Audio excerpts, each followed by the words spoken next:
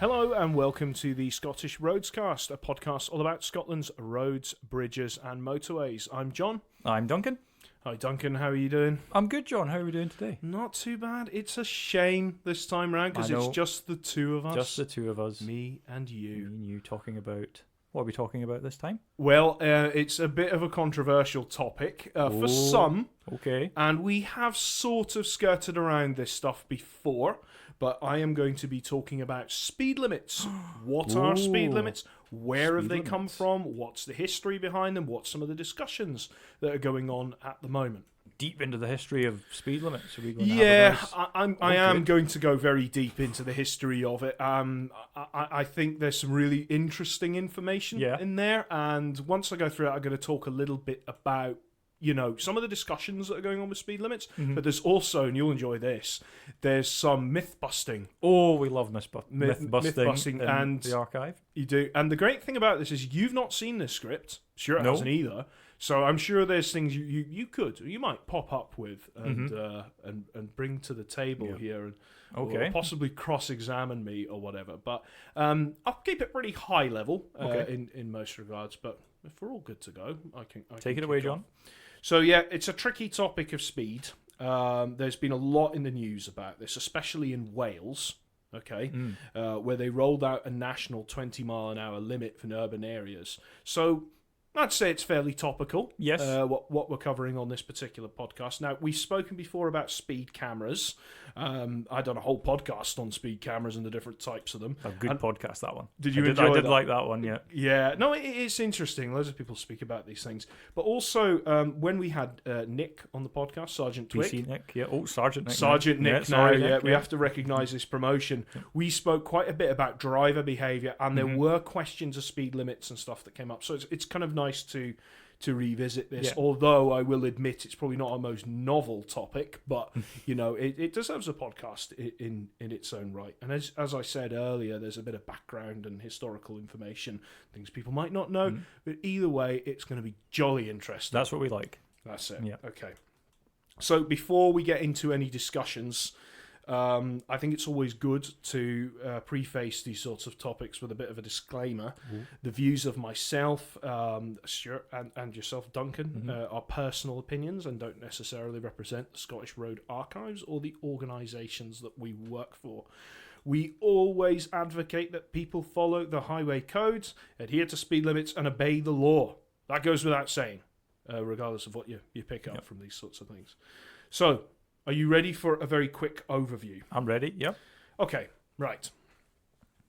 There are traditionally 3 national speed limits for cars in the UK, with the exception of Wales now, with its 20-mile-an-hour limit in built-up areas. Now, I'm saying UK here because all those Scottish Roadscast, generally speed limits are quite consistent across the UK, and when these were devised, it was, it was kind of consistent across the board, and some of that's kept through. Wales have obviously gone down the line now of having a lower limit.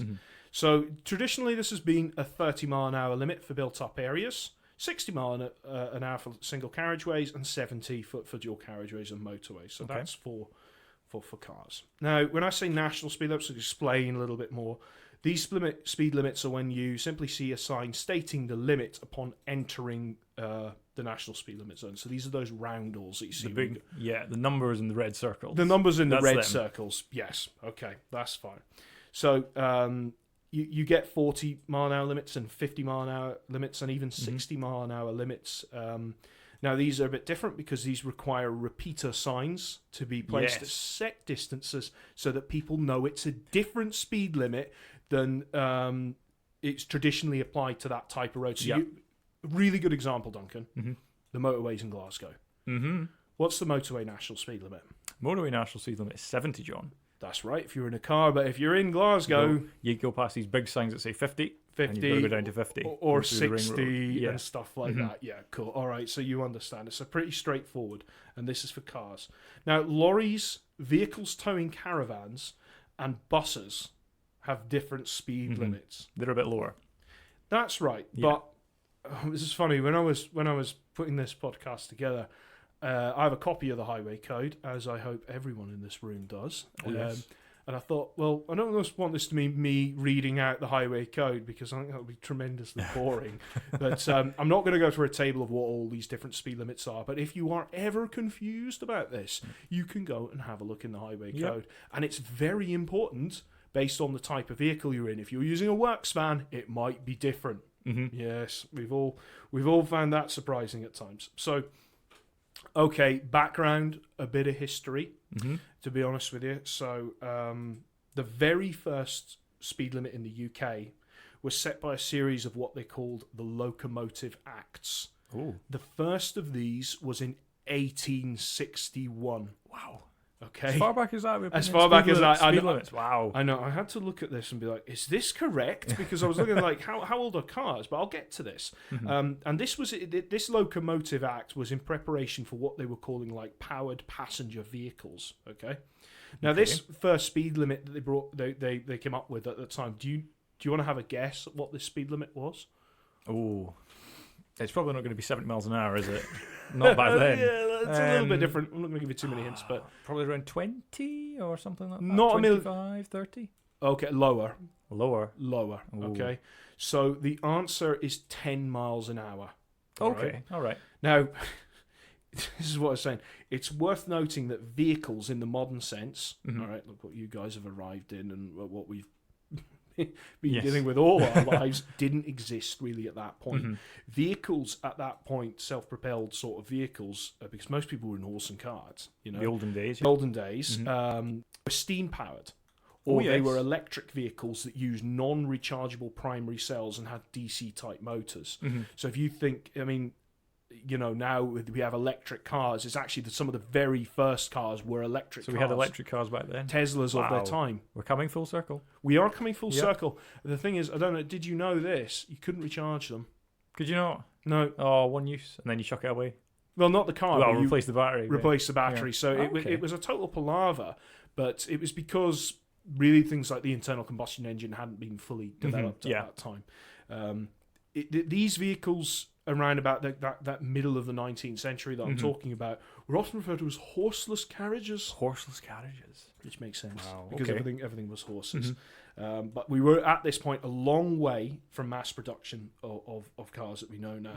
But they wanted to get this legislation in early because they had roads that were being used by people walking and people on horse and cart and stuff. And then some crazy inventor comes along with his steam-powered automobile. That's amazing. Imagine that on the M8 today, you know, chugging along. We don't have really any. The only things that are steam-powered now that are used, I suppose, are potentially some things in shipping. But but anyway, so so that was all the way back then. Also, they amended it slightly in the years after with something called the Red Flag Act. Oh, I've heard of this. I think I've heard of this. Is this? I'll let you steal my thunder. What do you think the Red Flag Act is? If you had anything going faster than 10 miles an hour, you had to have a man with a flag saying, "Be careful! This vehicle's going 11.5 miles an hour, waving a flag." You're right about people. You're right about the waving flag part, but it's the limit's a lot lower. Now, this red flag, we hear people use the phrase "red flag" all the time, and it means obviously there's caution or there's something to worry about. But yeah, you're right. It was literally a guy walking in front of a vehicle. He had to be 60 yards ahead of the vehicle, waving a flag or a lantern. Okay. If it was at night. If it was at night. Yeah. So that people could know that this self-propelled machine, these waving of flags heralded the arrival of this newfangled technology. This beast on wheels. Exactly. Yeah. Okay. Now, what they done when this red flag rule came in, they reduced the limit. So it was 4 miles an hour was the speed limit. Okay. 4 miles an hour in the country and 2 miles an hour in built-up areas. Crikey. Now, the thing is, we sometimes in congestion, we don't even manage that now. You know, no, I know. It's good luck getting 4 miles an hour on the M80 or something like that. Exactly. Yeah. But they did dispense with this quite soon. So, a few years later, they actually got rid of this. And towards the end of the 19th century or 1800s, motoring advocacy groups, because again, this was becoming a bit of a thing. Okay. People with a bit of money had these new Yeah. technologies. But motoring advocacy groups managed to get the Locomotion Act amended further so that the speed limit was actually increased to the dizzyingly high 14 miles an hour. Whoa. Okay. So this would be groups like, would this be the AA back then? Of I know that- they're an old organisation. Yes, Been around for a while. exactly. Yeah. Of that vintage. Okay. Yeah, it was these types of groups who were saying it. So, as the turn of the century comes, right? So they come up with a new piece of legislation now rather than this Locomotion Act, and they call it the Motor Car Act. Okay. It's lovely, this. Lovely. And the speed limit was increased again to what you had originally guessed, actually, was 20 miles an hour. 20 miles an hour, okay. So now it's 20 miles an hour. Now, I put this in here. So 120 years ago, they were able to now drive as fast as you can in a Welsh village today. That's progress. Oh, wow. I know. Isn't that interesting? So, it sounds like they're chopping and changing things a lot, but because this was new technology. at the We were time. trying stuff out. We were seeing what would work and what didn't work and Absolutely. finding middle ground, you know. Yeah, no, that's just the way it was. But it took 30 years later, so we're into kind of the 30s now. There were a lot more motor vehicles on the road, and the car really did take off. This was when suddenly, this period when, oil production went up. They mastered the art of kind of getting efficient for the time internal combustion engine. So this is where these electric sort of early electric vehicles fell away, and they started to produce gasoline vehicles. petrol vehicles. Petrol. Yeah. Exactly. So because of this, it again required new laws, regulation in something that would sound very familiar to us now, which is called the Road Traffic Act. Oh, I've heard of that one. Yes. Yeah, okay. Exactly. That's what obviously folks like Nick and so on adhere to when they're dealing with their customers on the road. So obviously it's a Road Traffic Act of 1930s vintage. Okay. So this dispensed with the speed limit for cars and motorcycles altogether. Oh. So Right, that's- de-restricted. Yes. Okay. But HGVs and buses were restricted to 30 miles an hour. Okay. Okay. That was a bit of a trial. Mm-hmm. They looked at. So it didn't matter where HGVs and buses were, they were put to 30 miles an hour.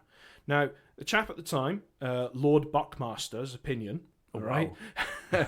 Lord Buckmaster, the time to justify the removal of the speed limit, so for like cars and motorcycle, is because, in his own words, the existing speed limit was so universally disobeyed that its maintenance brought the law into contempt. So basically everyone ignored it. In cars that could go a lot quicker than, 14 or 20 miles an hour or whatever it was. They just thought to do away with it, which is quite incredible thinking. Interesting. Really. So Imagine if we came out today, let's get rid of all the speed limits. Yeah, because everyone's driving at 90, so why bother with it? That sort of thing. Okay. So it's not all good. Because road fatalities in urban areas did rise, they found.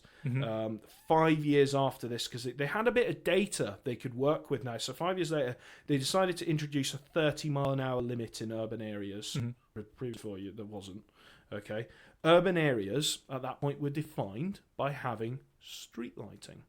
Okay. Have you heard of this as well, about people with speed limits, and they're like, well, what's the speed limit here? And it's like, well, if it's got street lighting and it's not said otherwise, it's 30. Yeah. Isn't there something now about the spacing of lights as well? Is that right? I'm not sure. So if the lights are further apart than the roads at 40 or 50, I might have made that up, but I know about street lighting, then it's you slow down a little bit. No, I think there's very much truth in what you say. You can't just put one lighting column in someone and go, well, that makes the whole thing 30.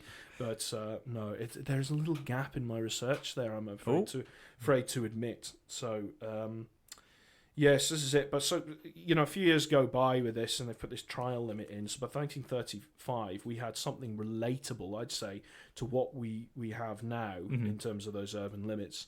Although outside of town, if you were in a car or a motorbike, you could go as fast as your vehicle would allow you. Yeah, not that that was 90 or 100 miles an hour. Well, you think about the roads that we had at the time. They weren't in the 30s. There was a lot of, just to jump sideways here, there was a lot of upgrading in the 20s and 30s that we kind of know about in the archives, that routes like the A9, the A8, and the A82, these were massively rebuilt for the motor car. Yeah. Lots of, still around today. So that ties in with this timeline a bit. Is like suddenly the 30s, everybody's starting to get cars. We need to make better roads. Now these roads were sometimes these 3-lane single carriageways. Yeah. There were some very early dual carriageways in the 30s, I believe, but not many. Yeah.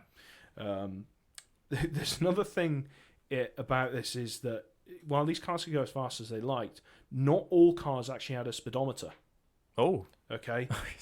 They weren't made compulsory until 1937, so who knows how fast some people were going. Interesting. Yeah. You think of the Speedo being a kind of a natural thing. I knew about like seatbelts and things, but not the Speedo. That's quite important. Yeah. I know, but then again, if there's no speed limit in some places, So during the Second World War, they did drop the urban speed limit to 20 miles an hour. Okay. This was to reduce the number of casualties during blackout periods, which I think sensible enough because makes sense. During the Blitz and so on, people are probably aware of this. It obviously had these blackouts. Lights had to be off. There were no street lighting on because this would obviously give away and give targets to Germany to bomb. So they decided, actually, we'll drop the limit so in it's dark, people aren't tearing about. Yeah, okay. That makes sense. So, after the war, the 30 miles per hour limit was no longer a sort of trial that they had for HGVs and stuff like that, and they kind of raised this up. This was made permanent in the new Road Traffic Act in 1956. Okay. Also, it's interesting is that, remember I mentioned 40 mile an hour limits and stuff? Yeah. The very first 40 mile an hour limit didn't come along until 1958.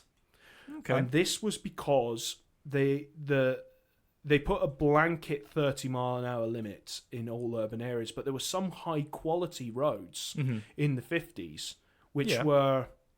and think of like an urban dual carriageway or Great Western Road in Glasgow, something like that. Maybe, yes. Kingsway in Dundee. Kingsway in Dundee, that sort of thing, exactly. And they thought, well, it's a bit slow to go 30, so what we'll put it up to 40. Okay. It doesn't have kind of frontages and stuff like that. Now, pause for thought here, because we're getting into an era now where the modern roads that we spend so much time looking into start to develop around about this time. Exactly. Yeah. Motorways started to appear around about this time with the M1, the first full section. Big long section of a full motorway opening up in 1959. I know that obviously the M6 Preston bypass came earlier. 58, But so not much in urban areas. A speed limit on this brand new, wide, multi-lane, very well aligned, straight road, purpose built for the motor car. Oh yes. One, okay, was unlimited. Yes, it was. It was unlimited. We use the term de-restricted so much here. And I think it's quite profound to think that, the place on our roads where we could essentially do whatever speed we like. We want, yeah.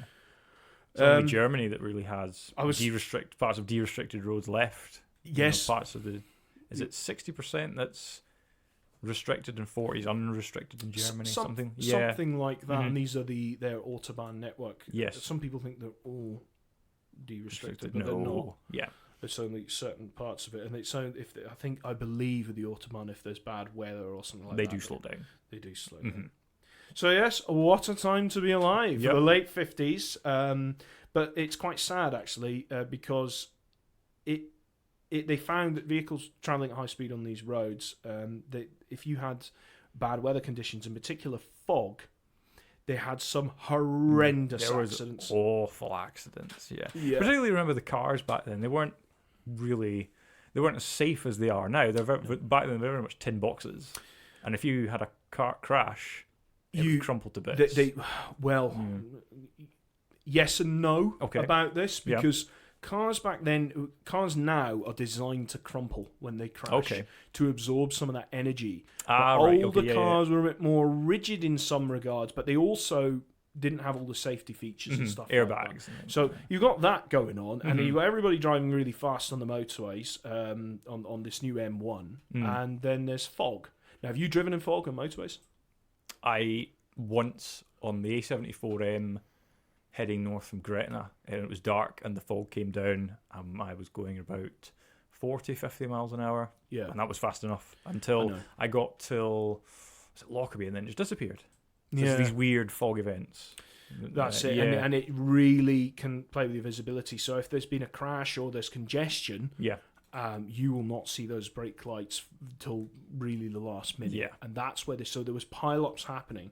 So bad that in 1965, Tom Fraser, who was the then Minister for Transport, started a consultation on speed limits for motorways. Okay. So what they came up with was they trialled a 30-mile-an-hour limit during fog conditions. So sometimes really old motorways, you see this south of the border in England, is they've got these little fog signs. Little fog, yeah. Yeah, Are these in the Central Reserve? These are in With the Central flashing lights. Reserve. There's some on the M6, yeah. Yeah. So that was it. And they suggested a 70-mile-an-hour limit in general over winter periods. Okay. So there was still an element of, it's the summer, you can still go as fast as you like. So decided after extending the trial that 70 miles an hour would be set as the permanent maximum limit on motorways. So they did do this trial for a few years. Okay. And then afterwards we went, well, look, to avoid any confusion, just have 70. Just keep it at 70. As your top limit for cars. Okay. Now, I actually don't know this next bit, but I'm not sure if this applied to all-purpose dual carriageway roads. That is a gap there. I'm not sure. But the age of that unrestricted right foot down excitement eventually came to an end finally in 1977 when they decided that single carriageway roads should have a maximum speed limit of 60 miles an hour. Yeah, okay. That's right.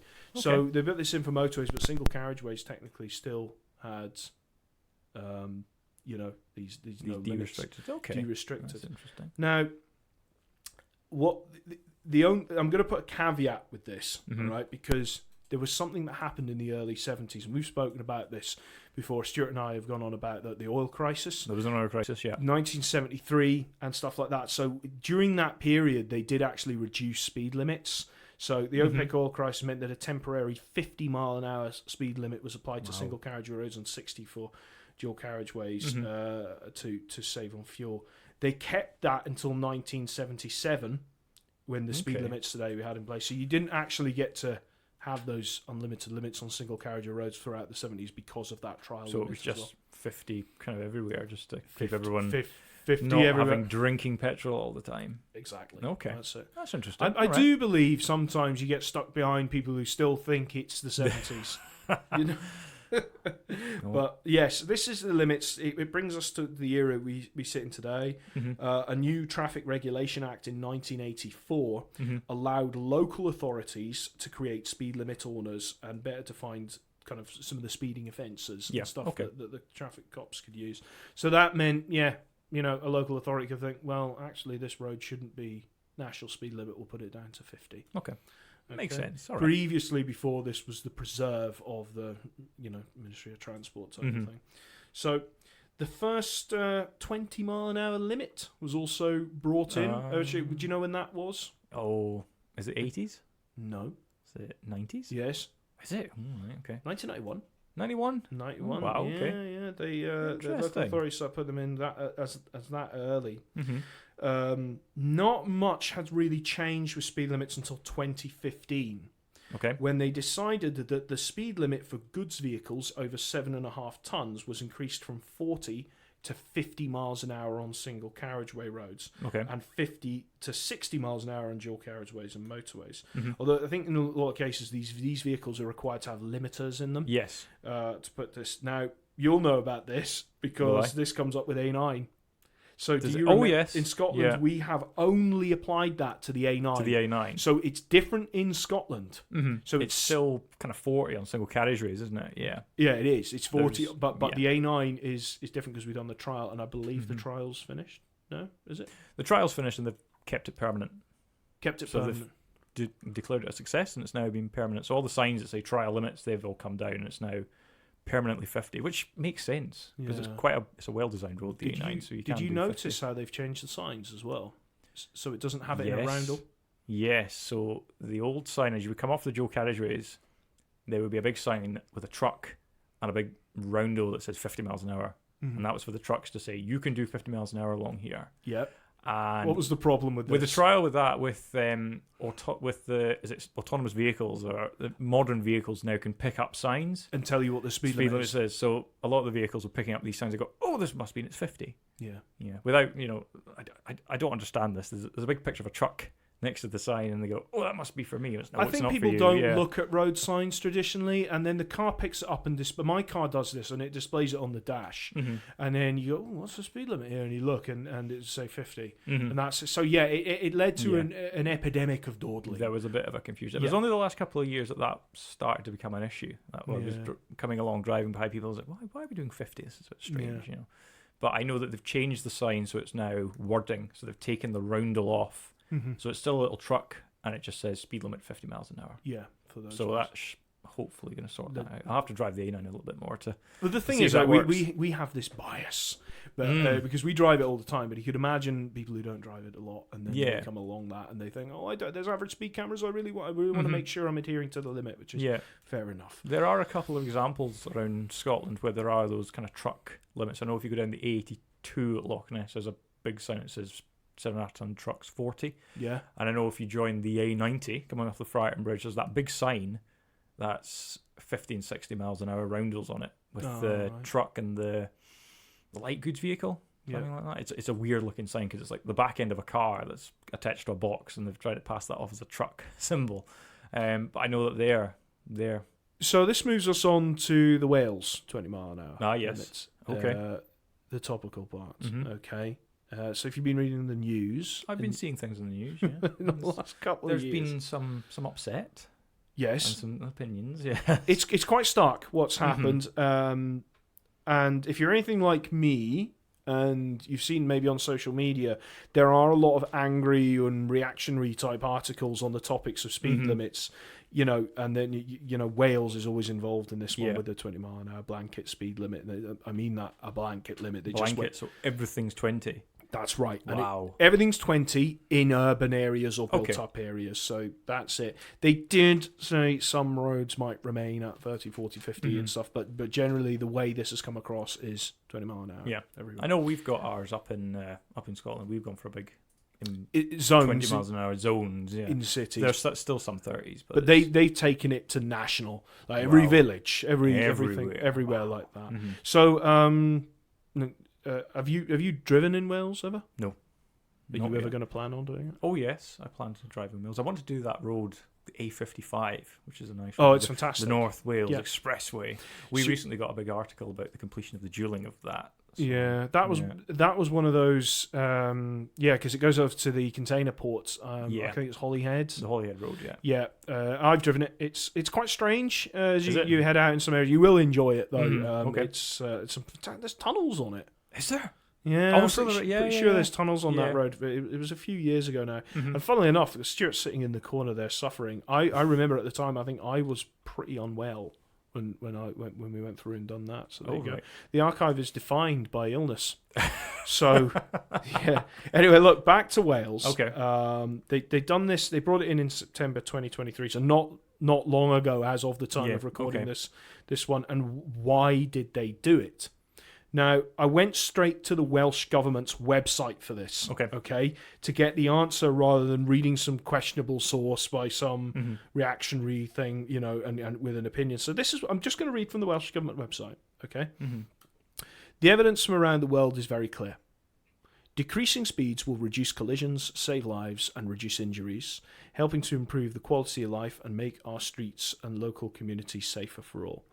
Research undertaken by public health practitioners in in Edinburgh's Napier University. Oh, right, okay. Yeah, I know. So that's getting the Scotland thing in there. Again, just to remind everyone, this is the Scottish Roadscast. Suggests that the 20 mile an hour default speed limit in Wales could result every year in around 40% fewer collisions, 6 to 10 lives saved, 1,200 to 2,000 people avoiding injury, and the change is intended to make streets safer for playing, walking, cycling. That's what my first thought was. If we slow out all the cars down, it might encourage more cycling, might encourage a bit more walking. Yeah. People are a bit safer. We're not bombing through towns and things. That was my first thought. That's what this is kind of leaning to. It speaks to that. So it's you're right. Encourages more walking, wheeling, cycling, community safer, improves health, well-being, reduce noise pollution. So yeah, that's from the Welsh Government's website. Now, who here would like to hear me read that out in Welsh? Have you got it in Welsh? No, I don't. Oh, sorry, I can't speak Welsh, but it is available to read in Welsh though. Oh right. If you want. So how much do you reckon it cost them to do this? Put all these 20 signs everywhere and. Well, it's a big manufacturer of signs, taking the old ones down, putting the new ones up. Would it be the hundreds of thousands of pounds? No, it's millions. Millions. This cost. It cost 32 million allegedly. Wow. For this, it's not just the signs, but all paint and lines and all the legislative changes and other things that come through with it. Okay. But they go on to say this can be offset by the further list of benefits by reducing accidents and admitting in some parts there will be, they do admit it's going to take a bit longer. They reckon about a minute average when typically doing these journeys in. Which is not, it's not going to kill you. Yeah, we've got to look at it this way: is that the Welsh government are promoting this, so they're talking about the benefits of what this will be. But there is something about when accidents do occur, especially fatal accidents, it can cost £1 million. I know it's very sad, people, but there is a huge there cost is a big for financial cost. So I get that. It's a very, very fair argument. We don't want to see people killed unless we can do something about it. So now this is significant because it's the first time in many years that we've had a blanket limit change at somewhere in the UK like that. In our time where they've gone, in our lifetimes especially. And I do find it quite interesting to see how it's all going, and if other parts of the UK, like Scotland, follow suit. I mean, we already have 20-mile-an-hour zones. You said that in Glasgow and such. Yeah. So let's get to the backlash now, all right, because that's why we're all here. The backlash in Wales over this 20-mile-an-hour limit. There's been a BBC article that came out, which I've been reading to kind of sum things up. Now, they're starting to walk it back already.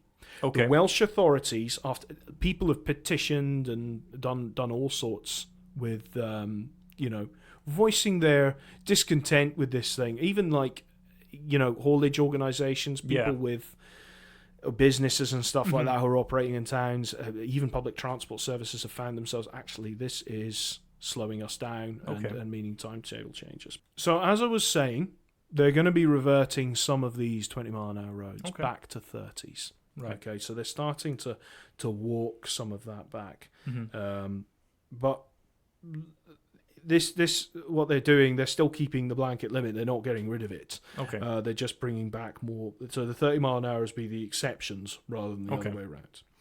So speaking of which, what do you feel about this, Duncan? Is this?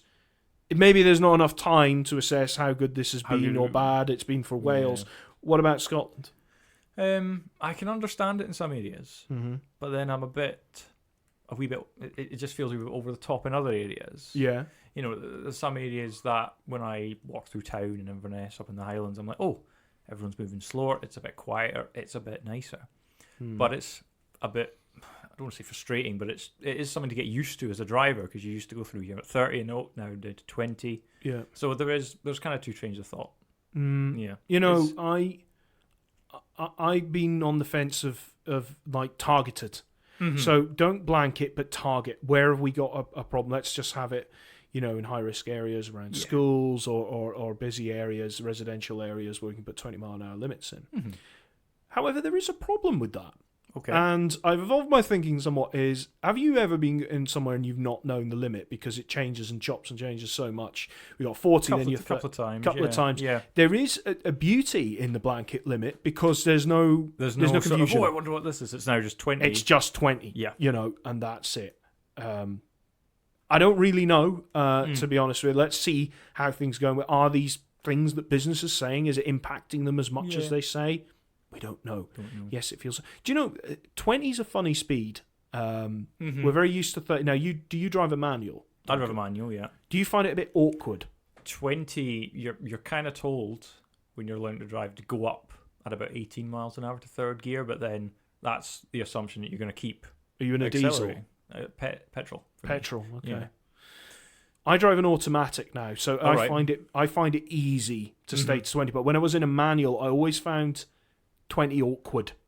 And I found myself revving harder. You know, I was like, second gear, I'll go into third, but it's almost pointless to go into third. It's just that threshold where it's... Yeah. You're not below 20, but you're not above 20 either. You're sort of in the middle, and the car's just a wee bit unhappy. Diesel's fine, because diesel likes low revs, and you can go into... But petrols, you end up... So I'm very interested to see if this increases pollution, because they say it reduces emissions because you're going slower, right? Yeah. But if revs are higher and people are in the wrong gears, then that's more CO2 emissions. Coming out. Yeah. There's a point in there somewhere I'm trying to make, right? But, electric cars might help this 20-mile-an-hour argument, because electric cars... because that's an electric motor. It's quite happy to do whatever speed it wants. Exactly. There's no transmission or anything like that. It'll do it, and it doesn't have tailpipe emissions. Yes, so good. Perhaps electric cars could help justify 20-mile-an-hour limits Mm-hmm. somewhat, but also they don't produce any tailpipe emissions anyway, so that's just it. So back to Scotland. There has been a bit of a commitment to applying 20-mile-an-hour limits to appropriate roads by 2025. Okay.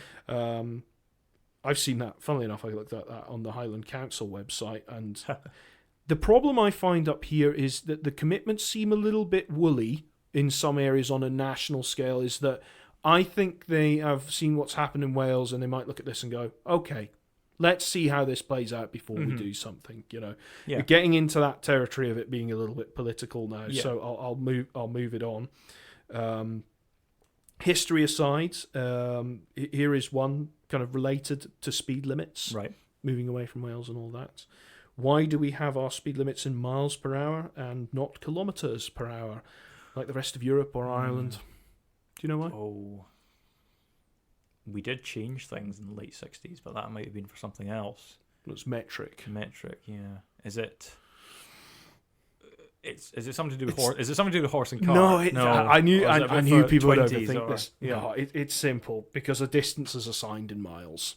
Right. Now, metric, when they brought metric in, as you alluded to, a lot of people quite resistant to it in this country. It is a whole other debate, and we won't get into it too much, because poor Stuart has tremendous opinions on it, and he's not able to talk at the moment about it. But yeah, we have them in miles an hour purely because it's... that's what our distances is. That's what our distances are. And we've just kept it, which makes sense. Yeah, it would, I was going to say, if we were to suddenly change all our speed limits to kilometres per hour and put miles on the signs... Oh, it would look strange.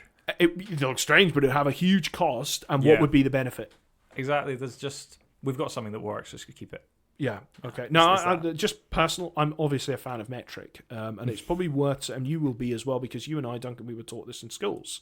Yes. And we learned a little bit about imperial and stuff like that. But here's something for people listening to, regardless of what age you are, even though you see miles on signs, and even you see miles an hour, see everything behind the terms in terms of engineering on roads. It's all metric. It's all metric. We do not discuss things at work in yards or feet or inches, unless we're dealing with historical documents. But if we're measuring out things for resurfacing or doing it, everything's in meters, or millimeters. So, really, the imperial system is just kept on road signs and used in... It's a big discussion about, is this the right way? Are we going to change or whatever? But it is interesting. We're a hanger-on with miles on our road signs, so there we go. Okay, so how are limits set? So you might have done some of this, Duncan, because you've done, I think, a similar education to me with civil engineering. Okay. I can broadly give a description in this about how speed limits are set in terms of highway design. And it's determined by factors such as number of junctions, road geometry, elevations, super elevations. Yep. But the design speed of a road, all that aside, does not equate to what the legal limit of the road could be, because you could design something to be much faster. Yes. But obviously you have the limits. So many speed limits have been set due to extensive analysis into accident figures and the severity of said accidents. While there is a debate into if speed causes accidents versus them only worsening the outcome of an accident should it occur, statistics are interesting on this front, is that the majority of accidents occur in built-up areas where speeds are lower, but, over... like motorways. Rural rural roads, funnily enough, have less accidents, but when should accidents occur, a high rate of fatality. Okay. Motorways, even interestingly, smart motorways, have some of the lowest accident and fatality figures. You know, they are seen as the safest roads. To be honest, smart motorways, it's interesting because... Which is interesting, yeah, because, you know, of course, when an accident happens on the motorway, the whole thing gridlocks and everyone goes, oh, I can't go here and I can't go here, and it kind of makes the news. But think about the angles that you're hitting things at. It's generally shunts in and on the back. We're generally going in a much straighter line on the motorway. We're all going in one direction. So it's a side swap, it's those kind of fender benders. If it's in town, it can involve pedestrians. If it's on rural single carriageways, it could be a head-on collision, or even worse than a head-on collision, you go into the side of someone coming out of a junction. You know, you're really not getting away if somebody hits you on the side, even at quite low speeds. So it's just interesting that speed. I've always think that speed is not directly. You don't just suddenly swerve off the road for going too fast and crash into something, but it lessens your time to react. It's reaction times. And should you crash, if you're going at a higher speed, the outcome of which will be worse. Yeah. Like I said, speeding doesn't just cause a crash spontaneously. No, but it's factors relating to the speed you're going. There we go. I think we've discussed that quite well. There. Many booklets and engineering papers out there about all this for further education. Oh yeah. Oh yeah. Read about it for ages. They are fascinating. So, other reasons that speed limits are set. It can be political reasons, so particular policies upset by whatever authority that are either directly or indirectly linked to things like road safety, environmental concerns over air quality and noise pollution. Yeah. So, you know, local authority has done some monitoring and found that they're terrible compared to other ones for pollution or speeding or something, and they think, that's it, we're going to apply a blanket limit to these particular things. With the local authority that I stay in is very, very keen on dropping every single national speed limit single carriageway down to 50 where they can. There's actually quite a few of them left now. Okay. Anyway, so a particular example, by the way, is a road in Denmark that I was reading about. Denmark, and this is to do with noise. So a speed limit's reduced here not due to safety, not due to emissions, but due to noise. So this is a reason. People living near this road, they reduced the speed limit from 110 kilometres an hour down to 80 kilometres per hour. That's about 50 miles an hour, roughly. Yeah, but it does work. It does reduce the decibels quite considerably. Also, national highways done a trial scheme. National highways are they look after England. England's strategic trunk road network.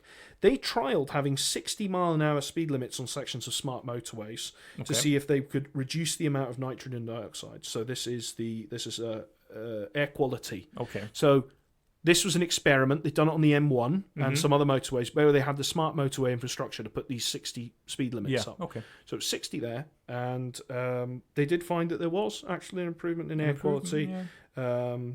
After the trials, but that's that, and then they just put the limit back up again. So they've got that data and went, yes, I suppose you could reduce it if you put the speed limits down. Just to jump back on the A9, one of the discussions about the trucks, increasing the trucks to 50 miles an hour, they found actually that truck engines are actually happier sitting at 50 miles an hour than sitting at 40. So there is a difference with air pollution with that speed limit there, which is one of the arguments to say, well, the trucks are happier doing 50 than trundling along at 40. So I wonder how that affects motorway type scenarios, but that is interesting with these things. But anyway, they say allegedly it led to a reduction. But then again, there's nitrogen dioxide and there's also carbon dioxide. There's different pollutants that affect different vehicles, so that's fine. So I am going to move the discussion on now a little bit to just a bit. You remember that episode that I've done where I discussed about the kind of car culture and the driving and what's the future going to be for these things? As you know, drivers, is it not with speed limits? Is it not better to go fast? You know, so why do we reduce? Why are we trying to slow ourselves down? And that seem a little bit regressive. There are loads of discussions going on about how vehicles and braking assist technologies and safety technologies have got better. So why are limits going down if our cars are safer, if you know what I mean, with these things? Surely it's better to be going along at a quicker pace where it allows. But looking at this, I think that way of thinking has come from a different era. Okay. I think a lot of it's come from an era where motoring was kind of exciting, and private car use was the future, and it was seen as something you want to do, Yes. and so on. It relates kind of, as I say, to kind of previous discussions.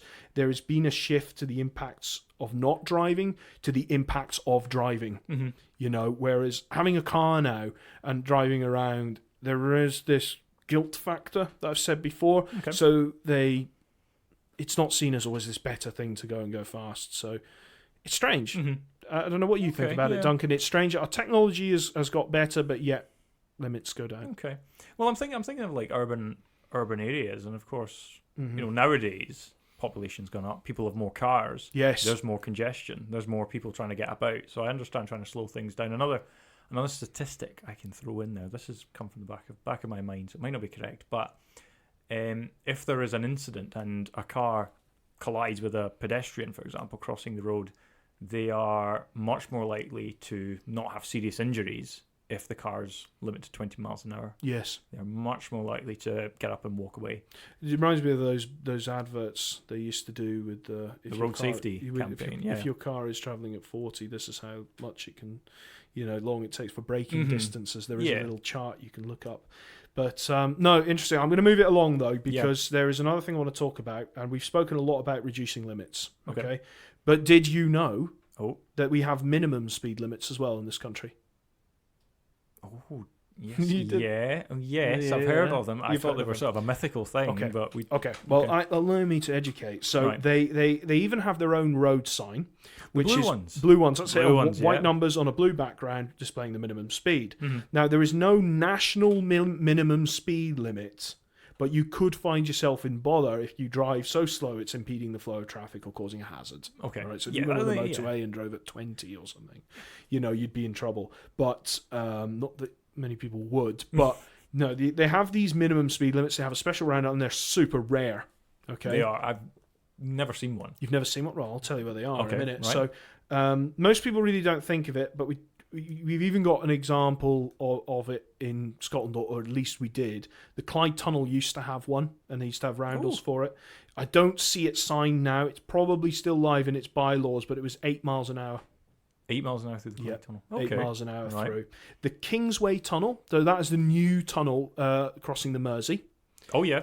Between Liverpool and Birkenhead, has a 10 mile an hour minimum speed limit. And you see that. I've been through that. That is fantastic. And you go down the Kingsway Tunnel. It's great. I've been through them. Stuart and I done a loop. Yeah. Once we went through the old Queensway. Oh, yeah. The single carriageway, and then went through the other one. And Stuart paid the tolls, which was really nice.